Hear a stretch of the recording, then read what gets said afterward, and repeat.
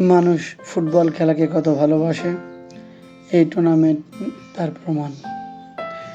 বৃষ্টি উপেক্ষা করে শত শত মানুষ ভ্যান, অটো, রিক্সা, মোটরসাইকেল পায়ে হেঁটে গন্তব্য ফুটবল মাঠে।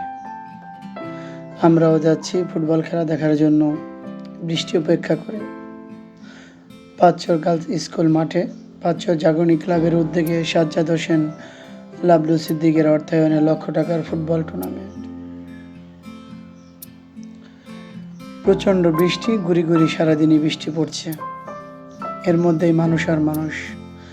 যাকে জিজ্ঞাসা করছি কোথায় যাচ্ছেন, সবাই বলছে ফুটবল খেলা দেখার জন্য। বাংলাদেশের নতুন জাগরণ ফুটবল খেলার জন্য। মানুষ আর মানুষ, পূর্ব পশ্চিম উত্তর দক্ষিণ সবখানেই ছেলে, বুড়ো, যুবক, এমনকি মহিলা দর্শকও মাঠে চোখে পড়ার মতো।